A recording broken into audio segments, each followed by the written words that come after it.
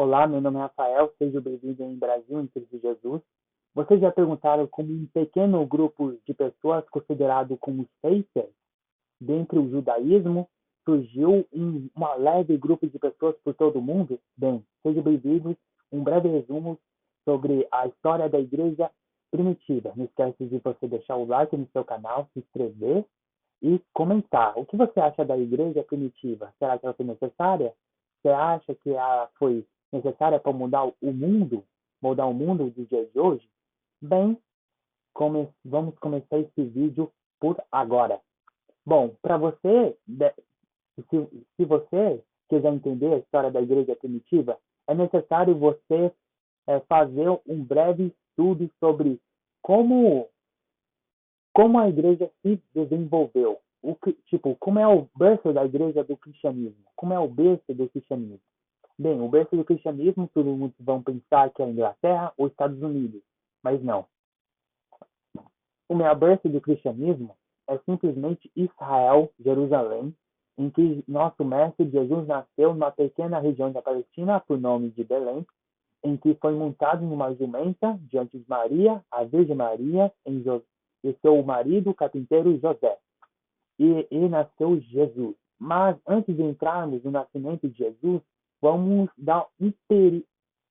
Vocês não entendem que tem um período de 400 anos em que, se você deparar com seus livros de história, no tempo que vocês estudavam, antigamente existia o livro do Macabeus, em que contava sobre a história de um certo homem grego, bonito, conquistador, grande, um grande guerreiro, chamado Alexandre o Grande. Alexandre o Grande, dispensa apresentações. Todos devem conhecer o Alexandre o Grande. Foi um grande guerreiro, um grande homem estudado, não só em questão de filosofia, pois ele estudou com Aristóteles, há quem diga que ele estudou com Aristóteles, mas também há quem diga que ele, por sua vez, foi um grande guerreiro que fez as suas chamadas conquistas gregas. E essas conquistas gregas atingiu tudo, atingiu a Índia, a Ásia, a Europa, o Oriente, principalmente o Oriente Médio, que agora, nesse período de 400 anos, o Alexandre o Grande governou durante a Grécia. Alexandre o Grande, filho de Felipe, governou durante os anos 300 a.C. e agora, com suas conquistas gregas, ele reinou por toda a parte da Grécia e não só eliminou a Grécia, mas também transformou todos os povos em uma só cultura, uma só língua. Ou seja, muitos acreditavam em deuses gregos, muitas pessoas acreditavam em outros deuses. A filosofia principal da Grécia era a filosofia de Aristóteles, a filosofia de Platão, a filosofia, esqueci o nome, Aristóteles, Platão, Sócrates, me lembrei, a filosofia de Sócrates. E Alexandre o Grande não só transformou a cultura, mas transformou a língua. Ele fez com que a língua, ao todo, se tornasse uma língua universal.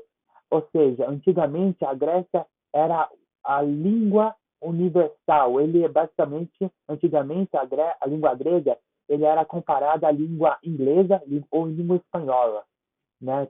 Se você entrar no país, é necessário ou você aprender a língua inglesa ou língua espanhola. E também tem o mandarim, né? Mas agora eles Alexandre o Grande agora fez as suas famosas conquistas gregas, transformou a cultura, transformou a língua, transformou tudo o que é cultura em uma só língua, uma só cultura, a grega. E diante da morte de Alexandre o Grande, há quem diga que ele foi envenenado, há quem diga que ele, em suas conquistas gregas, ele pegou febre tifoide lá na Índia, mas agora um império novo aconteceu. O império cresceu diante dos olhos do povo, um império que governava com mão de ferro. Se você é profissional durante as profecias do profeta Daniel, a parte das pés misturado com ferro, com barro de Nabucodonosor, é a parte de ferro das pernas, né? Metade de perna de ferro, metade de pé de barro. A parte de ferro significa o Império Romano. Esse império ia governar com mão de ferro e foi isso que aconteceu. Mas, por incrível que pareça, a A cultura de Alexandre o Grande foi tão poderosa, foi tão forte, que até os romanos pegaram a cultura para si. Se você estudar mais sobre os deuses romanos, a maioria ou todos os deuses romanos são cópias dos deuses gregos. E se você estudar mais, os rom... nem a língua romana foi a língua universal, ainda era a língua grega universal, que significa até o Novo Testamento da Bíblia foi escrito em grego. E por isso todos os povos falavam uma língua universal, que é a língua grega. Paulo estudou grego. Jesus também falou algumas partes em grego nos 4 evangelhos. Jesus também citou o Hades, o local dos mortos, em grego, através da vida do apóstolo João para escrever o Apocalipse. Quem não sabe, Hades era o deus dos mortos. Quem jogou God of War vai, vai raciocinar bem que Hades era o deus dos mortos, e Jesus refere ao Hades como o local dos mortos, que no Antigo Testamento, já que o Antigo Testamento foi escrito em hebraico, é um outro nome, chamado Sheol. E você pode encontrar essa palavra Sheol no livro de Isaías. Está escrito diariamente no livro de Isaías. Sheol. Depois vocês conferem no livro de Isaías. O vídeo está doendo um pouco, mas sigamos. Deixa eu tomar um pouquinho de água.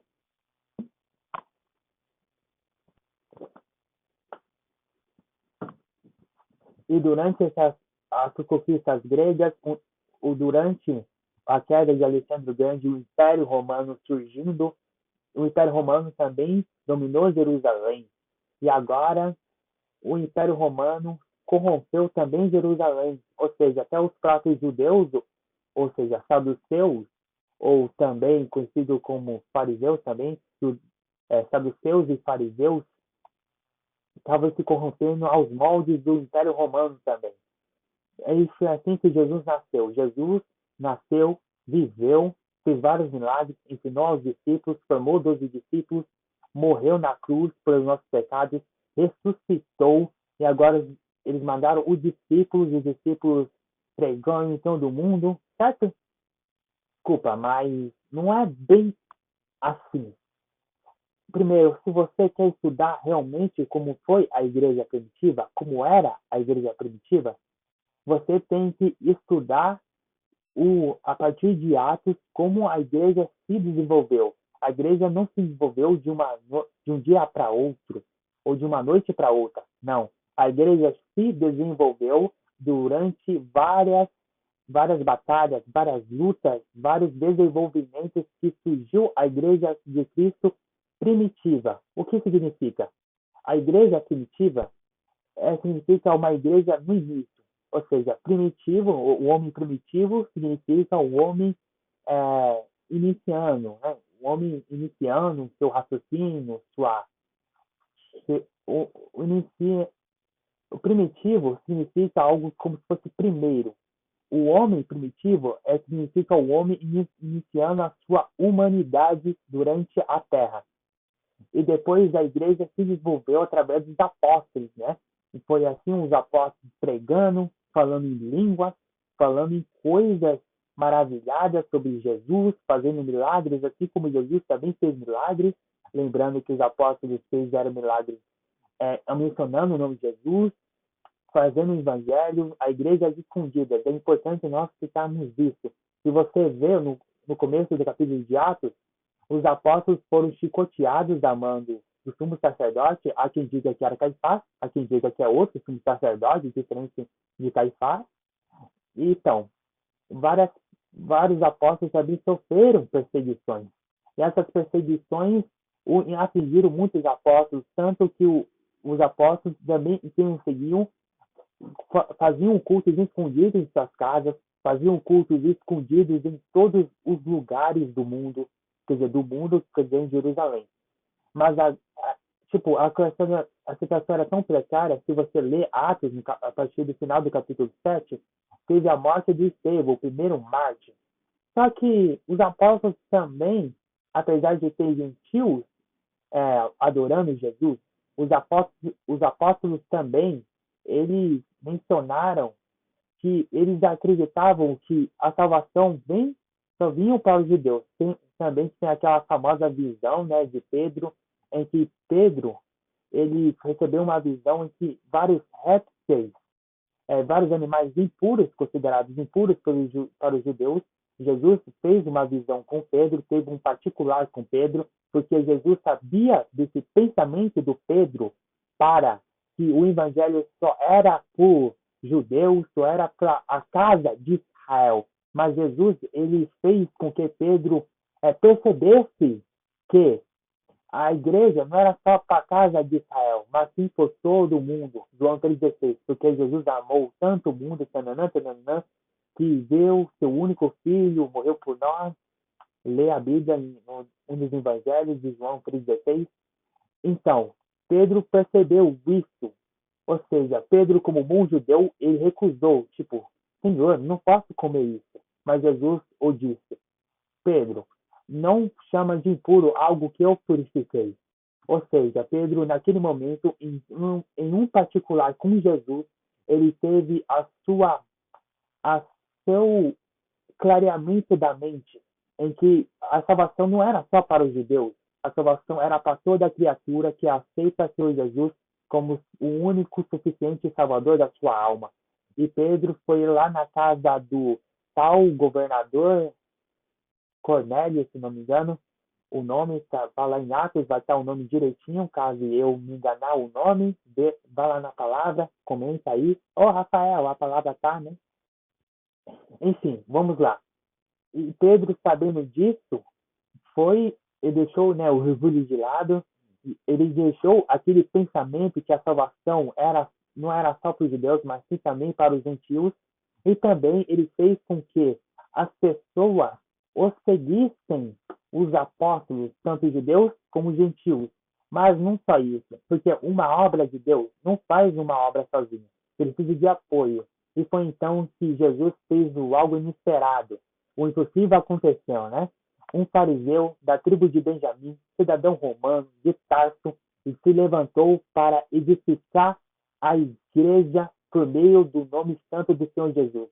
O seu nome era Paulo, porventura chamado de Saulo, que consentiu com a morte de Estevão, que agora era um perseguidor fervoroso da igreja, era um perseguidor que amava a lei de Moisés, obedecia a lei de Moisés à risca, torturando, judiando, dispersando de suas casas, chicoteando nas sinagogas.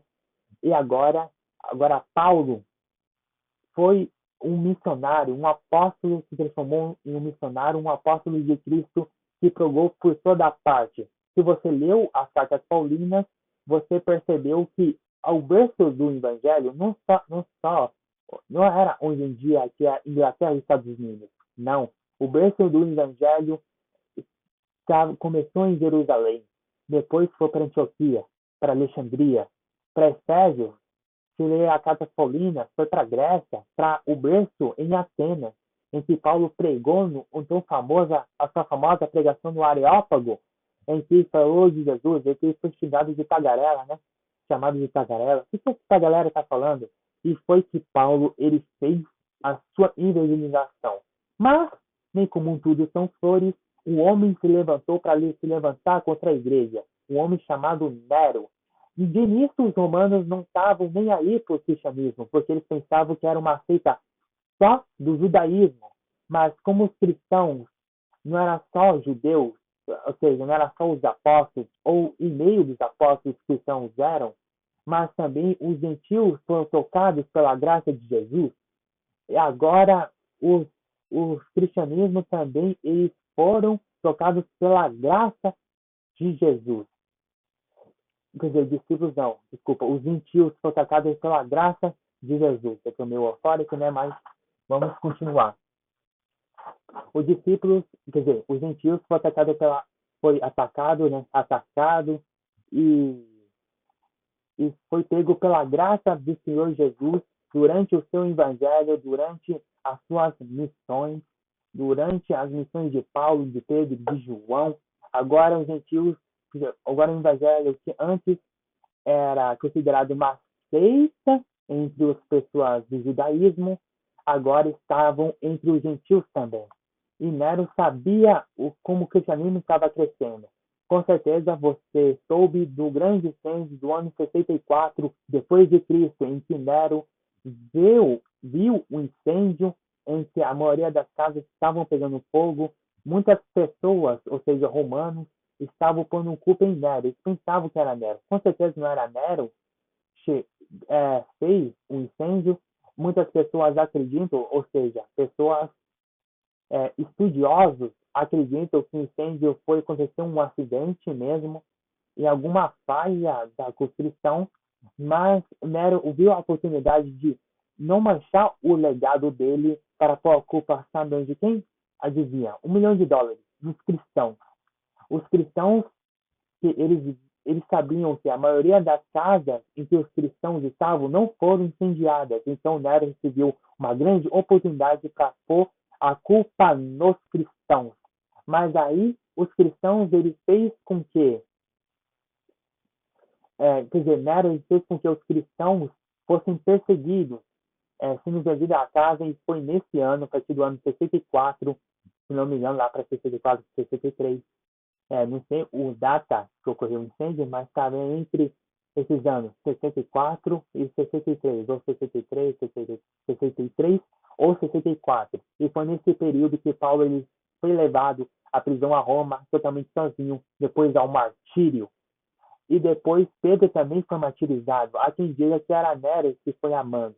Só que depois, tempo se passou, Nero ele cometeu suicídio e agora a igreja estava batalhando para ser, para ser sobrevivida. Agora foi vez de Trajano. Você se lembrou dele? Rafael, quem é Trajano? Bom, Trajano foi imperador, sucessor de Nero, se não me engano, e, e foi esse Trajano que ele fez com que as perseguições cristãs teve outro tipo de perseguição. Trajano ele pensava, ora, para que gastar nosso rico dinheirinho em perseguir cristãos se a gente pode denunciar? E foi assim que existiu vários mártires, assim como os pais da igreja no tempo de Trajano. E você faz a seguinte pergunta para mim: Rafael, os pais da igreja não são santos dos católicos? Porque você é um evangélico, vamos falar deles. Meus amados irmãos, os pais da igreja, os católicos acreditam mais neles, eu sei. Mas os pais da igreja também eram mártires que morreram por evangelho de Cristo.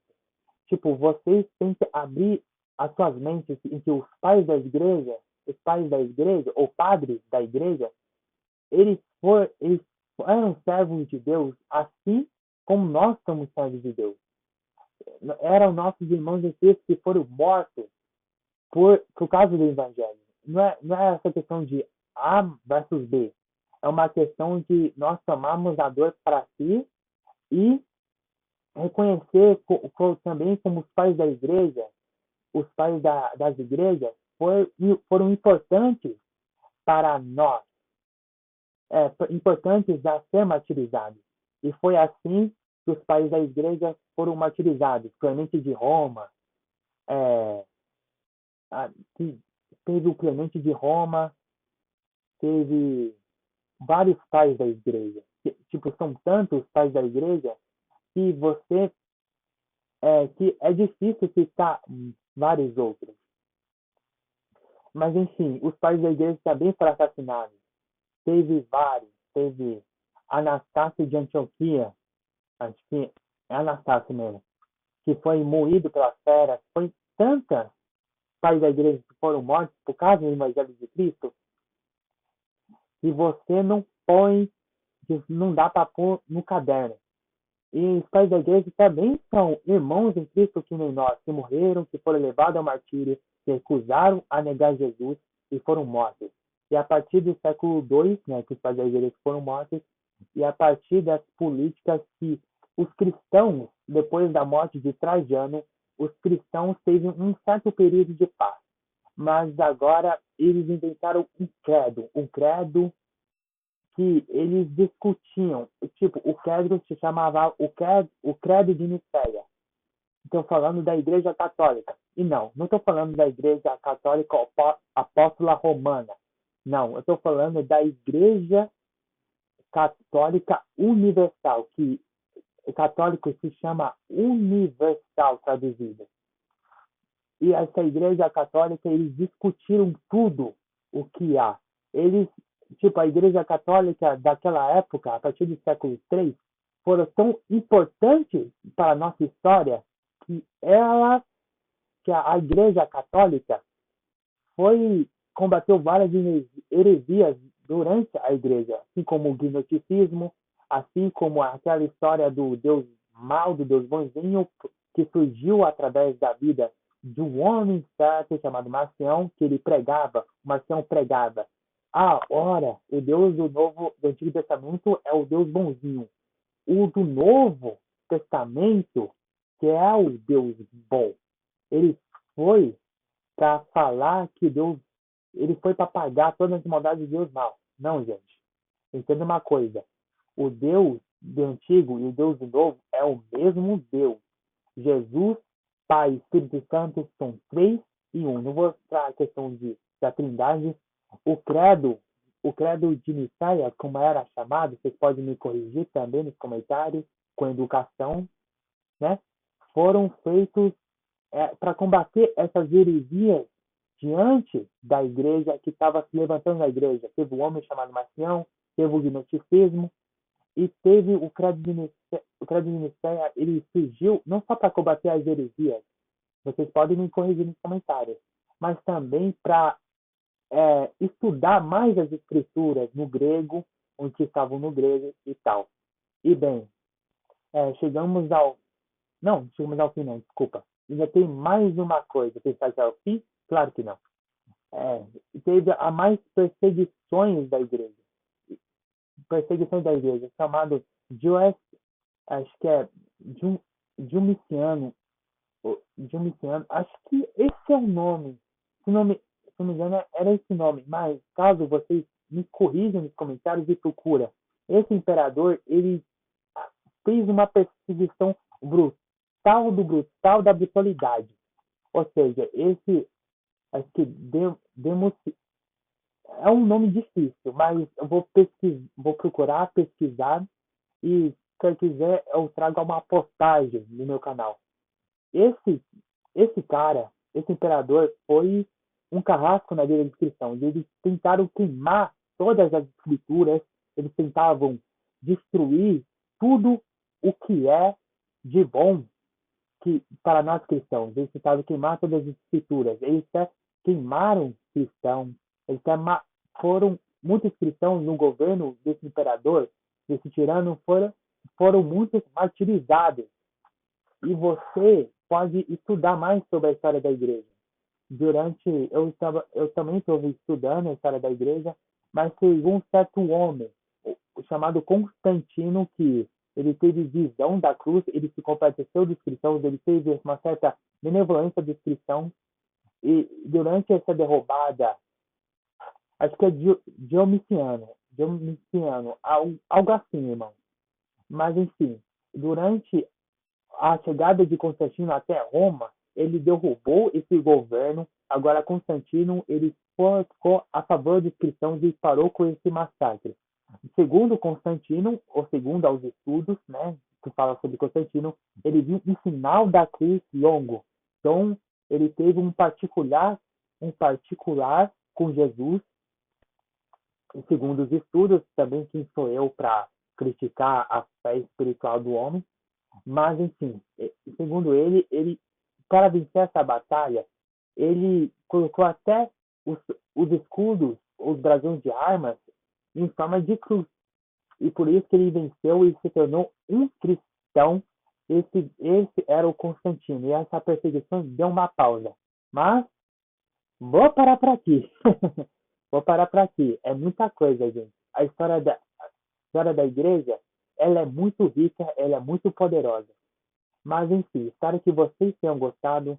Dia 31 é o dia para nós evangélicos, protestantes, até mesmo que os católicos que creiam no cristianismo, creem em Jesus, Pai, Filho unigênito do Pai, que é o dia da reforma protestante. É o nosso dia que muitas pessoas do mundo, não está aqui para condenar as pessoas do mundo, muito pelo contrário. As pessoas do mundo veio para comemorar o Halloween, mas nós cristãos comemoramos o da, o dia da Reforma Protestante, o melhor dia em que as pessoas podem comemorar, as pessoas que têm para se orgulhar de serem cristãos. Espero que vocês tenham gostado desse vídeo. Foi um vídeo longo, sei, foi um vídeo cansativo? Sim, eu tentei ser o mais dinâmico possível, mas espero que você tenha gostado desse vídeo. Espero que vocês fiquem com Deus, beijão e fiquem na paz do Senhor. Graça e paz para todos.